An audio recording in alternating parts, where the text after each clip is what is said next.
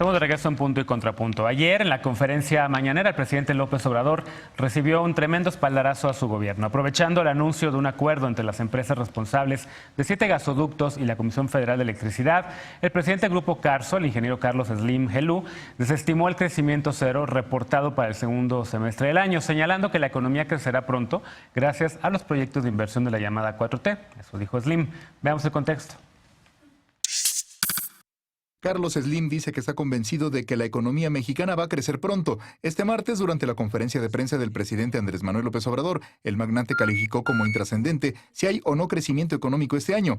Además de Slim, como directivo de Carso Energy, acudieron a Palacio Nacional representantes de IEnova y TransCanadá para informar el acuerdo logrado con la Comisión Federal de Electricidad. El conflicto inició en febrero cuando el titular de la CFE, Manuel Bartlett, señaló que los contratos firmados en la administración pasada para construir 7 gasoductos suponían un costo muy alto para el erario. El contrato implicaba para el Estado un costo de 12,000 millones de dólares. Las empresas involucradas habían señalado que emplazarían a un arbitraje internacional luego de que la operación de los gasoductos fue suspendida. Según el contrato firmado con estas empresas, si por cualquier causa de fuerza mayor no se puede construir u operar un ducto, la paraestatal debía pagar. Uno de los acuerdos alcanzados con la administración López Obradorista fue establecer una tarifa más baja en el servicio de transporte de gas, con lo que se consiguió un ahorro de 4,500 millones de dólares. Otro de los acuerdos fue aumentar el volumen de gas a transportar o los plazos de los contratos, que en algunos casos pasaron de 20 a 30 años. La primera empresa que llegó a un acuerdo fue Carso Energy, a quien el presidente le agradeció por haber marcado la pauta. Esta no ha sido la única muestra de apoyo que Slim le ha dado al presidente. Ante las amenazas de Donald Trump, presidente de Estados Unidos, de imponer aranceles a todos los productos mexicanos si no se frenaba el flujo migratorio a su país, Slim envió un mensaje de apoyo.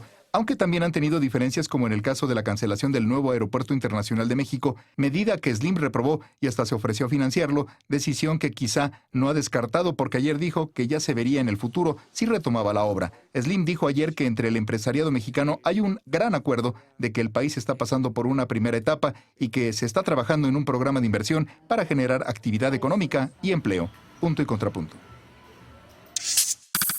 Segundo tema a discutir esta noche y en efecto, pues la gran sorpresa y no, al mismo tiempo, ver ahí a Carlos Slim, un hombre que es dueño de muchas empresas, de muchos negocios, que siempre yo lo he visto como dándose el poder, ¿no? El presidente en turno. ¿Cómo ven ustedes la presencia de Slim, el espaldarazo que recibe la 4T de estos empresarios, de todo este grupo de empresarios que estaban ahí y que pues básicamente fueron a decirle al presidente, sí, confiamos en que va a crecer el país? ¿Cómo lo ves, Ana Montaño? Pues yo creo que es pues una buena señal, ¿no?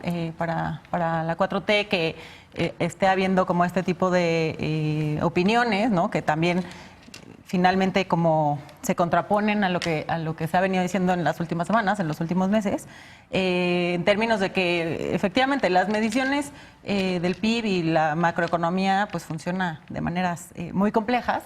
Y obviamente pues los intereses también están ahí todo el tiempo, ¿no? Los intereses económicos. Entonces tampoco, es decir, este discurso de que como las mediciones son neutrales y que además como reflejan una realidad, pues me parece que es algo que está a debate actualmente, ¿no? Porque finalmente pues depende de varias opiniones y por supuesto la especulación siempre genera movimientos en ese sentido, ¿no? Entonces, bueno, en general yo creo que es una buena señal, sobre todo porque es Slim el que va a Palacio Nacional, ¿no? En otros momentos se había visto a los presidentes yendo a las cumbres, es decir, a todos los eventos empresariales, y ahora él es quien viene. Entonces, ¿crees en esto de se separó el poder político del poder económico? No, que es por que, cierto estaban todos los periódicos el mismo día que salió Slim en la mañana. Es que bueno, el simbolismo por supuesto que es que están unidos, ¿no?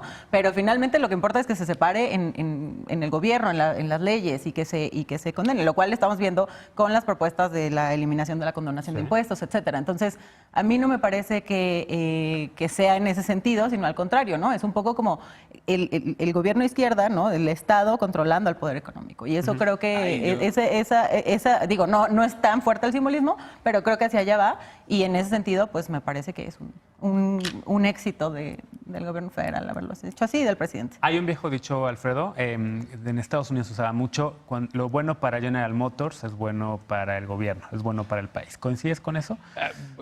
Parcialmente. O sea, creo que aquí lo que se envía...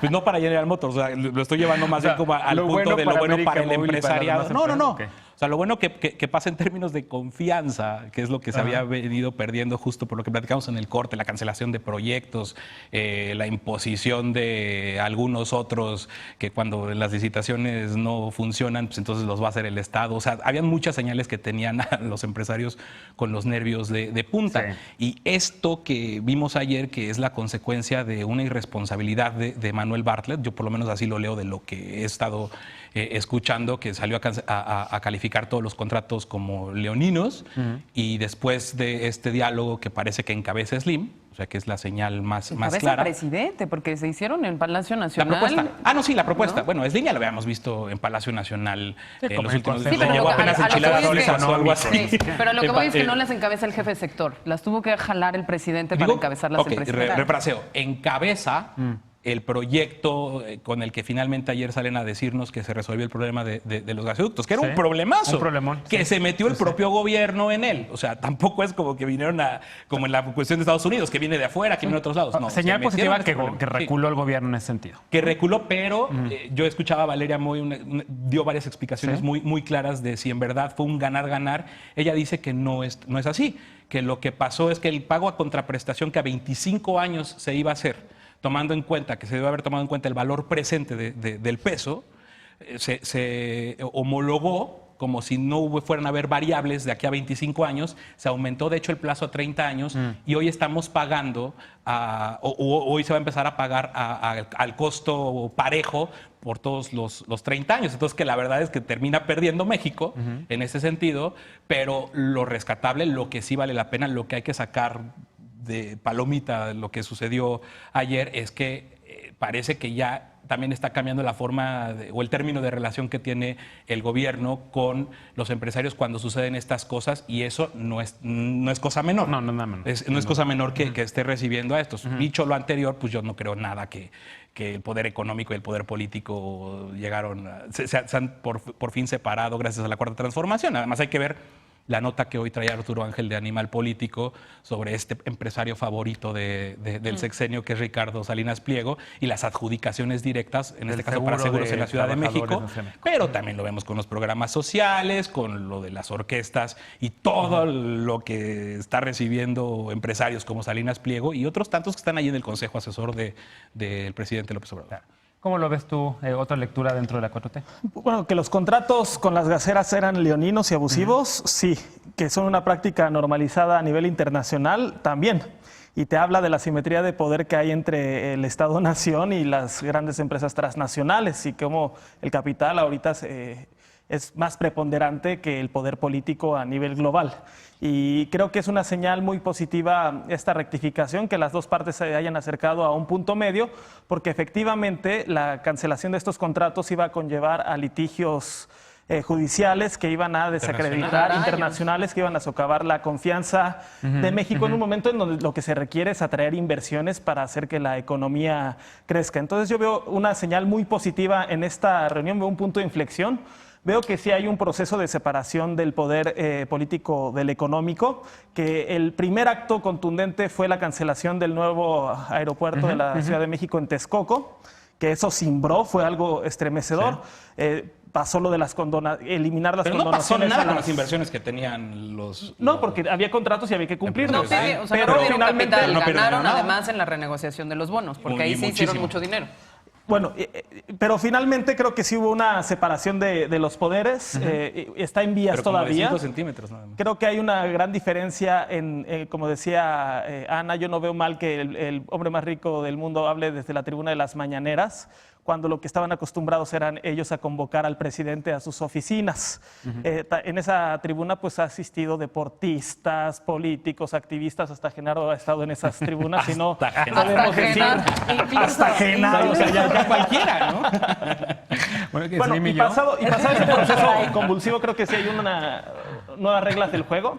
en donde el Estado comprende la importancia de trabajar de la mano con los empresarios, pero ya no ser su empleado ni responder solo a esa minoría, sino interceder por el interés público, en el cual los empresarios juegan un papel muy importante como dinamizadores de la economía. Y el propio Slim lo dijo muy claramente, para invertir en un país realmente no es la confianza en la política, sino que existan oportunidades. Y con la inversión pública de los 1.500 proyectos de los que se estaba refiriendo el propio Carlos Slim, él asegura que quizás no en este año, pero sí dentro del próximo, ya podremos comenzar a revertir las tendencias de la economía a la baja y comenzar a remontar, que yo creo que es muy positivo. Aunque crecimiento por sí solo tampoco es garantía de desarrollo. Y muchas veces el crecimiento en los 30 años anteriores se quedó en la punta de la pirámide y ahora lo que tiene que hacer es que ese crecimiento no es lo mismo crecer que desarrollo. Nada más que yo no creo que la visión realmente esté... Solo que no puede haber desarrollo sin crecimiento, ¿no? Son como el crecimiento en realidad implica que el poder, o sea, que el capital está ganando más valor ante, ¿no? Entonces, o sea, sí, precisamente no implica una medida de bienestar social en absoluto y justamente pues eso es lo que ha incrementado la brecha de desigualdad. Claro. ¿Cómo lo ves, Lisa? Evidentemente eso también ocurre a pocos días del primer informe de gobierno. Evidentemente también toda la gente de la 4T está viéndolo como un espaldarazo al gobierno de López Obrador, como un punto positivo. Yo tengo mis dudas, mis reservas, pero ¿tú qué piensas? A ver, buena noticia porque las empresas americanas afectadas con la cancelación de estos contratos y con su posibilidad de ir a cortes de arbitraje internacionales eran precisamente empresas que forman parte del TEMEC, ¿no? Entonces, uno de los grandes rubros importantes de este pleito no tenía que ver nada más con el abasto de gas o el tipo de contratos o el tipo de empresarios nacionales que estaban involucrados, sino que tenía que ver con que podía poner en riesgo la ratificación del tratado. Segunda cosa que a mí me parece muy importante, todo el mundo está viendo esto como la señal de que ya decidieron los empresarios mexicanos van a invertir y varios de los analistas económicos lo que decían es, ojo, porque vienen los datos de inversión extranjera directa, los datos de inversión extranjera directa vienen en positivo, se supone que sí hay un aumento de la inversión, pero donde no estamos viendo todavía que haya señales claras por parte del gobierno de haber recuperado la confianza en los empresarios mexicanos es entre aquellos que tienen pues arriba del 50% de su capital perfectamente invertido aquí, es decir, que no tienen un portafolio tan diversificado para reducir el riesgo en el caso de que las cosas vayan fundamentalmente mal. Y eso creo que es en lo que tenemos que poner atención, porque sí, hablamos de Slim como la figura, pero Slim también tiene pues relativamente diversificado su portafolio. Slim no pierde. Cuando pierden los empresarios pequeños y medianos que sí tienen su patrimonio aquí, que lo invierten aquí, que dan empleos aquí, y a ellos todavía no necesariamente se les están dando todas las garantías de que las grandes obras de infraestructura sí realmente van a ocurrir, de que las otras en donde invirtieron no se van a detener, de que no vamos a pasar años litigando si el aeropuerto o no el aeropuerto, y ahí me parece que entonces se tienen que mandar señales muchísimo más contundentes, más allá de lo simbólico que resulte tener al Consejo Coordinador Empresarial, al Consejo de Mexicano de Negocios, al propio Slim y a la prensa con todas las 8 columnas de todos los periódicos. Es que era también un espectáculo muy divertido de ver. Ese es el otro tema que podremos discutir. Si quieren, ya lo hemos discutido, pero podemos retomarlo, la relación de la 4T con la prensa, ¿no? Pero si quieren lo dejamos para otra semana porque tenemos que hacer una pausa. Regresando, el Congreso Federal comenzará su periodo ordinario de sesiones y temas económicos, financieros, como por ejemplo frenar los monopolios, terminar con la condonación de impuestos y la evasión fiscal, ya están en la agenda. Regresamos con ese tema punto y contrapunto.